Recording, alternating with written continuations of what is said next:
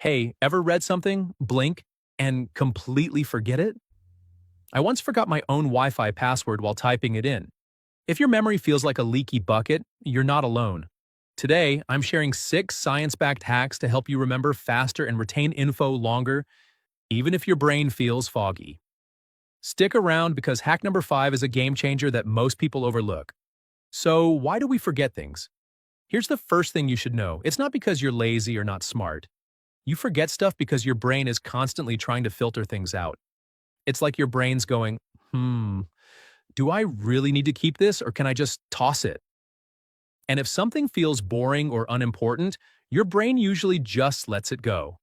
That's why, if you actually want to remember something, you've got to help your brain see that it matters. And the way to do that is by changing how you learn it. Here's the first hack: write by hand, not just type. Here's something a lot of people overlook. Writing things by hand helps you remember them better than just typing. Why? Because when you write by hand, you're doing more than copying words. You're actually processing the information. Typing is fast, almost too fast. You can take notes word for word without really thinking.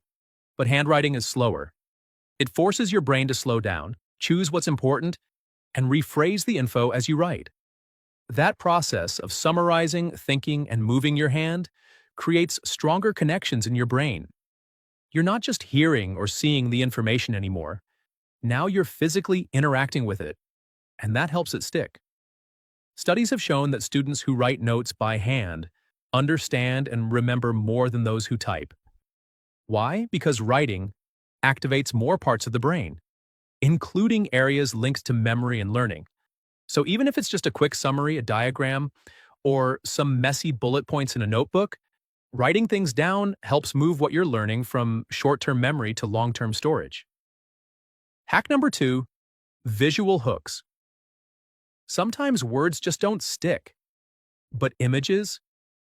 Your brain loves visuals. That's where visual hooks come in, turning boring info into mental pictures your brain can actually hang on to. Here's how it works. Let's say you need to remember the word claustrophobia, the fear of small spaces. You could create a visual hook. Picture someone trapped inside a tiny closet, wide-eyed, sweating, desperately trying to escape through a cat flap.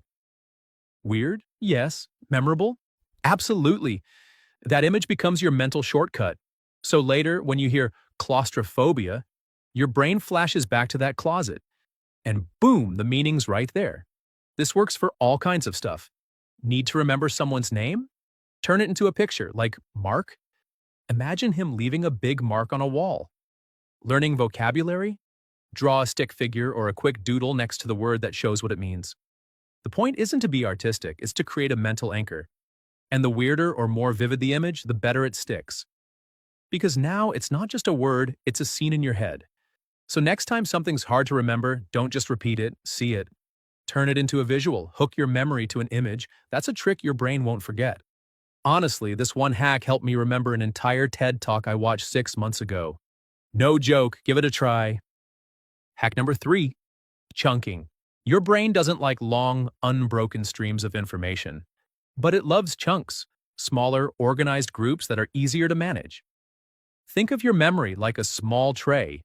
If you dump a pile of marbles on it, most of them roll off. But if you group them into little bowls, suddenly it holds way more. Here's a simple example. Let's say you're trying to remember this number, 149203. That's 6 digits. Hard to hold in your head all at once. But if you chunk it, 14, 92, 0, 3, now it's in 3 parts. Your brain can process it faster and remember it longer. It's the same trick your brain uses with phone numbers, credit cards number, or dates. You don't memorize 16 digits in a row, you remember it in chunks. 1324 5878 9012 3762. And it's not just for numbers. Let's say you're studying a list of facts for a test. Instead of reading a whole paragraph, break it down into categories or themes. For example, if you're learning the causes of World War I, chunk them into groups: political alliances, military buildup, assassination of Archduke Ferdinand, nationalism. Now your brain sees 4 clear ideas instead of a wall of text. So next time you're overwhelmed with info, ask, how can I break this into smaller, meaningful pieces? Chunking helps your brain hold more and hold it longer. Hack number 4. Say it, test it, teach it. If you really want to remember something and make it stick, don't just read it. Say it out loud, test yourself, summarize it in your own words. This technique is called active recall, and it's one of the most powerful learning methods out there. Instead of passively rereading notes or replaying videos, pause and ask yourself, what did I just learn? Can I explain it without looking? Could I teach this to someone else? That moment of struggle, even if you don't get it perfect, actually helps your brain lock it in. Because now you're pulling information out of your memory, not just pouring more in. That's where real learning happens. That's how we remember things longer. And when you say it out loud, you activate more parts of your brain, like your speech and hearing centers. That extra brain activity boosts memory.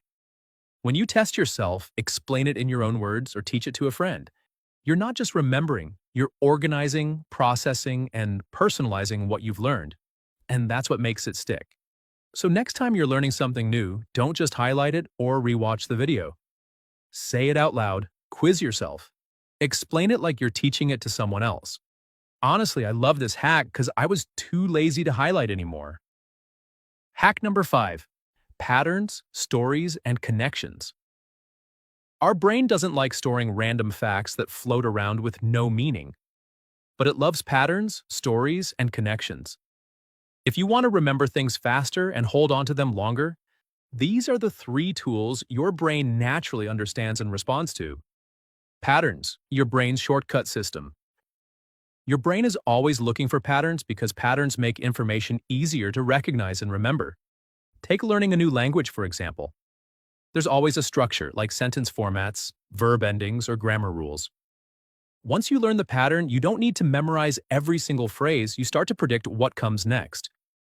Same goes for math, music, or even coding.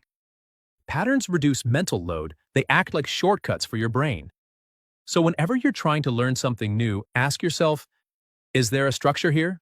A rule that repeats? If there is, use it. Because your brain loves a shortcut. Stories, memory loves meaning. Your brain is wired for storytelling. It's how humans have passed down knowledge for thousands of years. Say you need to remember a random list. Apple, ladder, moon, shoe. You could repeat it 20 times, or you could turn it into a simple story. An apple fell from a tree, landed on a ladder, launched it into the moon, and knocked off someone's shoe. It's weird, sure, but now your brain has something to follow. A beginning, a middle, and an end. That little narrative turns chaos into meaning. So when you're learning dry facts or steps, try wrapping them into a simple cause and effect story. Because memory doesn't just love logic, it loves meaning. Connections, the memory glue. New information sticks best when it connects to something you already know. This is called association, and it's how your brain builds mental pathways. For example, let's say you're learning the word photosynthesis. Instead of memorizing the definition cold, break it down. Photo means light. Synthesis means to make. So photosynthesis equals using light to make energy. That's what plants do. Now, it's not just a random science term, it's something your brain understands because it's linked to familiar ideas. So whenever you learn something new, ask, what does this remind me of? How can I connect this to something I already get? The more links you make, the more doors your brain has to find that memory later. So remember, look for patterns. Tell a story, make a connection. That's how you move information from short-term to long-term memory in a way your brain actually enjoys. Hack number 6. Spaced repetition. Here's something cool about how our memory works. We actually forget things. A lot. Like almost right after learning them. But that's not a bad thing. It's part of how we learn. When you first learn something, your brain stores it, but if you don't revisit it, it starts to fade. That's called the forgetting curve. It's totally normal. Now here's the trick. Every time you review that info after you start forgetting it, your brain has to work a little harder to recall it. And that effort makes the memory stronger and stick around longer. So instead of trying to cram everything in one session, Spaced repetition spreads out your reviews over days or weeks. You study today, then again tomorrow, then a few days later, then maybe a week later. Each time you review, it's like giving your brain a gentle workout. It strengthens those memory muscles. The key is to embrace forgetting as part of learning and space out your practice so you remember stuff long term, not just for a test. That's why spaced repetition works, because it uses forgetting as a tool to help you truly remember. So here's the truth. Learning faster and remembering longer isn't magic. It's all about strategy. You don't just read info, you work with it, shape it, and make it stick. Anyone can do this. Yes, even you. If this video helped, smash that like button so more people can find it. And if you want more brain hacks coming your way, hit subscribe. Thanks for watching. Now go out there, hack your memory, and make forgotten passwords a thing of the past.